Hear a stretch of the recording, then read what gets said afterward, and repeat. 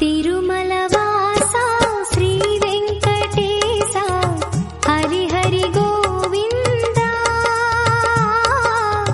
तिरुमलवासा श्री वेंकटेशा हरि हरि சோத்தம் நம்பி என்று தொண்டர் மின்றி தொடர்ந்தழைக்கும் ஆத்தன் நம்பி செங்கன் நம்பி ஆகிலும் தேவர்க்கு எல்லாம் மூத்த நம்பி முக்கண் நம்பி என்று முனிவர் தொழுதேத்தும் நம்பி எம்பிரான் எவ்வுள் கிடந்தானே. அடியார்கள் ஒன்று கூடி நெருக்கமாக குணங்களால் நிறைந்தவனே உனக்கு வணக்கம் என்று கூறி இடைவிடாமல் போற்றும்படி இருப்பவன், சிவந்த கண்ணை உடையவன், குறைகளை நீக்குபவன், தேவர்களுக்கெல்லாம் தலைவன், சிவனுக்கும் தேவன் என்று முனிவர்களால் போற்றும் பரந்தாமன் திரு எவ்வளூரில் சயனித்து இருக்கின்றான். இப்பொருள்பட இப்பாசுரம் அமைந்துள்ளது.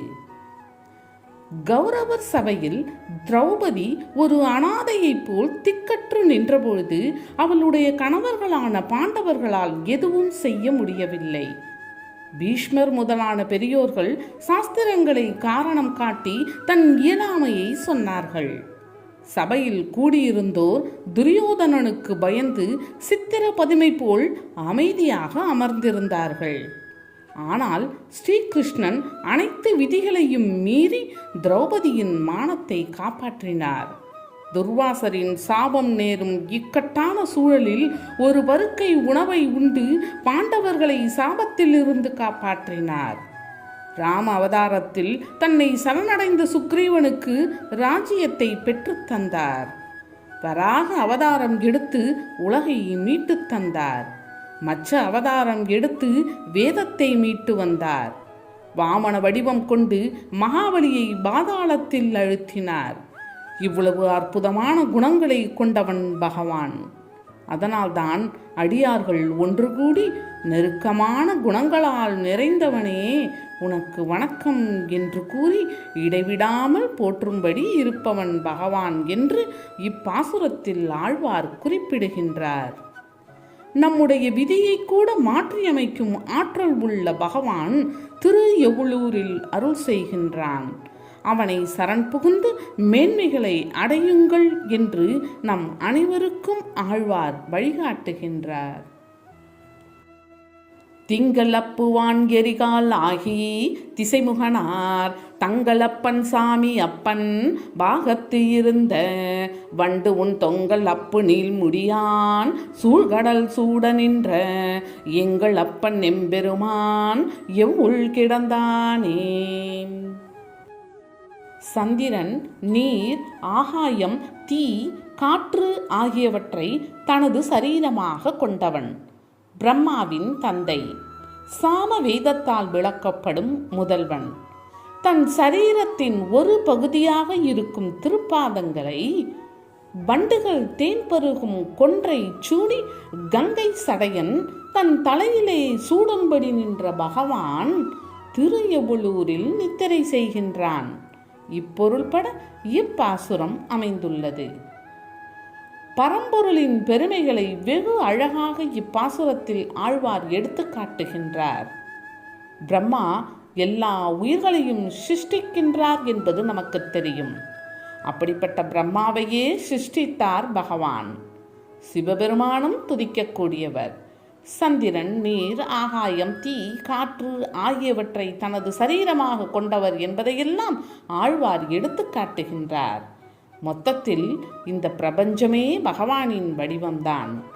ஆனால் நாம் அதனை வேறுபடுத்தி பார்த்து கொண்டிருக்கின்றோம். யாரோ ஒருவன் மறைவாக இருந்து கொண்டு இந்த மண்ணுலகில் நம்மையெல்லாம் பலாத்காரமாக போட்டு துன்பங்களை தருவதாக எண்ணிக்கொண்டிருக்கின்றோம். அதனால்தான் நம்மிடையே வாழும் சகோதர மனிதர்களை எதிரிகளைப் போல் நினைத்து தினம் தினம் அச்சத்தின் பிடியிலே சிக்கி தவித்துக் கொண்டிருக்கின்றோம். நாம் காணும் இந்த உலகம் முழுவதும் பகவானின் வடிவம் என்ற தெளிவு வந்துவிட்டால் அச்சமில்லை. தீய குணங்கள் எதுவும் நம்மை நெருங்காது. பகவானின் அங்கமே நாம் என்பதை அறிவோம். இதனை நாம் அறிய வேண்டும் என்பதற்காகவே ஆழ்வார் இப்பாசுரத்தை நமக்காக அருளியிருக்கின்றார். முனிவன் மூர்த்தி மூவராகி வேதம் விரித்துரைத்த புனிதன் பூவை வண்ணன் அண்ணல் புண்ணியன் விண்ணவர்கோன் தனியன் செய்யன் தான் ஒருவனாகிலும் தன்னடியாருக்கு இனியன் எந்தை எம்பெருமான் எவ்வுள் கிடந்தானே. கபிலனாய் அவதரித்தவனும் பிரம்மா விஷ்ணு சிவன் என்று மும்மூர்த்திகளாய் இருப்பவனும் வேதத்தின் பொருளை கீதையாக சொன்னவனும் காயாம்பூ நிறம் கொண்டவனும் எல்லா உயிர்களுக்கும் தலைவனும் புண்ணிய வடிவானவனும் தேவர்களின் நாயகனும் எல்லாவற்றையும் தன்னுள் அடக்கி ஒரே வடிவமாக நின்றவனும் ஆளிலை மேல் பாலகனாய் காணப்பட்ட பொழுதும் அடியவர்களுக்கு தந்தையாக விளங்குபவனுமான பகவான் திரு எவ்வளூரில் கண் வளர்ந்து அருளினான். இப்பொருள்பட இப்பாசுரம் அமைந்துள்ளது. கபிலன், பிரம்மா, விஷ்ணு, சிவன் ஆகிய எல்லா வடிவங்களும் பகவானின் வடிவங்களே ஆகும். பகவத்கீதையிலே கிருஷ்ணன் அர்ஜுனனுக்கு சொன்னது அனைத்தும் வேதத்தின் சாரமே ஆகும். என் முன்னே நிற்பவர்கள் உறவினர்கள், நண்பர்கள், அதனால் இவர்களை கொன்று ராஜ்யத்தை அடைந்து என்ன பயன்? ஆகையால் நான் போர் செய்ய போவதில்லை என்று அர்ஜுனன் சோர்ந்து தேர்தட்டில் அமர்ந்தபோதுதான் பகவான் அவனுக்கு கீதையை உபதேசம் செய்தார். அர்ஜுனா, நீ உடலை மட்டுமே வீழ்த்தப் போகின்றாய், ஆத்மாவை உன்னால் எதுவும் செய்ய முடியாது.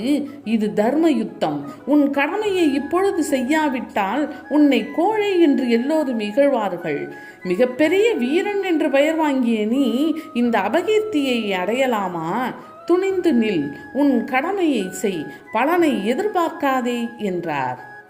உடலைத்தான் உன்னால் வீழ்த்த முடியும், ஆத்மாவை உன்னால் எதுவும் செய்ய முடியாது என்ற ஒரே வரியில் வேதத்தின் விளக்கம் அடங்கிவிடுகின்றது. நாம் உடல்கள் அல்ல, அழியாத ஆத்மா என்பதை புரிந்து கொள்ள வேண்டும் என்பதற்காகவே ஆழ்வார் இப்பாசுரத்தை நமக்காக அருளியிருக்கின்றார். பந்தி இருக்கும் மெல் விரலால் பாவை பனிமலரால் வந்து இருக்கும் மார்வன் நீலமேனி மணிவண்ணன் அந்தரத்தில் வாழும் வானோர் நாயகனாய் அமைந்த இந்திரர்க்கும் தம்பெருமான் எவ்வுள் கிடந்தானே. சீதையாய் அவதரித்து பந்தை பிடித்த மெல்லிய விரல்களை உடையவளும் குளிர்ந்த பங்கஜத்தில் வசிப்பவளுமான மகாலட்சுமி உரையும் மார்பை உடையவனும் நீலமணி போன்ற நிறத்தை உடையவனும் சொர்க்கத்தில் வாழும் தேவர்களுக்கு தலைவனான தேவேந்திரனுக்கும் நாயகனான எம்பெருமான் திருஎவ்வளூரில் சயனித்து இருக்கின்றான் என்ற பொருளில் இப்பாசுரம் உள்ளது. சீதை மகாலட்சுமியின் அம்சம் என்பதை ஆழ்வார் இப்பாசுரத்தில் எடுத்து காட்டுகின்றார். எம்பெருமான் எல்லா தேவர்களுக்கும் தலைவன் என்பதையும் நீலமணி போன்ற நிறத்தை உடையவன் என்றும் அவர் போற்றுகின்றார். நீல நிறம் என்பது தூய்மையின் அடையாளம். கடலின் நிறம் நீலம், ஆகாயத்தின் நிறமும் நீலம்தான். எல்லையற்றதாக இருக்கக்கூடியதை நீலத்தில் இணைப்பது இயற்கையின் விதியாகும். அதனால்தான் பகவான் நீலமணி போல் நிறத்தை கொண்டிருக்கின்றார் என்பது பொருளாகும். அத்தகைய பெருமைகள் கொண்ட எம்பெருமான் திருஎவ்வளூரில் சயனம் கொண்டிருக்கின்றான். அவனிடம் சரண் புகுந்து உய்யுங்கள் என்று ஆழ்வார் வழிகாட்டுகின்றார். கொழுந்துவிட்டு எரியும் தீ எல்லா பொருட்களையும் தன்னுடையதாக ஆக்கிக்கொண்டு தனது வடிவத்திற்கு அவற்றை மாற்றுகின்றது. அதேபோல் தூய்மையே வடிவாக இருக்கும் பகவானை நாம் நெருங்கினால் நாமும் அவனைப் போலவே தூய்மையின் வடிவமாக மாறுவோம் என்ற ஒப்பற்ற தத்துவம் இப்பாசுரத்தில் அடங்கியிருப்பதை நாம் சிந்தித்து பார்க்க வேண்டும். இண்டை கொண்டு தொண்டரேத்த எவ்வுள் கிடந்தானே வண்டு பாடும் பைம்புறவின் மங்கையர்கோன் கலியன் கொண்ட சீரால் தன் தமிழ் செய்மாலை ஈரைந்தும் வல்லார் அண்டமாழ்வது ஆணை அன்றேல் ஆழ்வர் அமர் உலகே. பூமாலைகள் ஏந்திக் கொண்டு பக்தர்கள் வணங்கும்படியாக எம்பெருமான் திருஎவ்வளூரில் பள்ளி கொண்டுள்ளான்.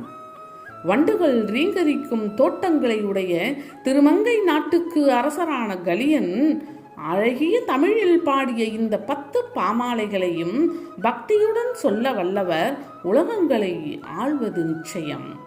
அது வேண்டாம் என்பவர் வைகுண்டத்தில் நித்திய சூரிகளாவர். இப்பொருள்பட இப்பாசுரம் அமைந்துள்ளது. இப்பாசுரங்கள் அனைத்தும் பகவானின் பெருமைகளை மீண்டும் மீண்டும் நம் நெஞ்சங்களில் பதிய வைக்கும் தோரணையில் ஆழ்வார் பாடியிருக்கின்றார்.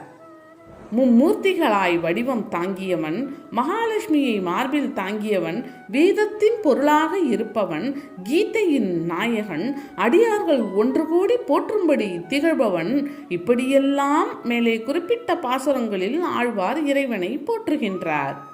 இறைவனின் பெருமைகளை மறந்து திசை மாறி சென்று கொண்டிருக்கும் மனிதர்களுக்கு வரப்பிரசாதமாக இப்பாசுரங்கள் அமைந்துள்ளன. இந்த பாமாலைகளை பக்தியுடன் படிக்க வல்லவர்கள் தங்கள் பாதைகளை விட்டு விலகி உண்மையான பாதைக்கு திரும்புவார்கள். இந்த உலகத்தை ஆளும் பேறுகளையும் பெறுவார்கள் என்பதை இப்பாசுரம் நமக்கு தெரிவிக்கின்றது.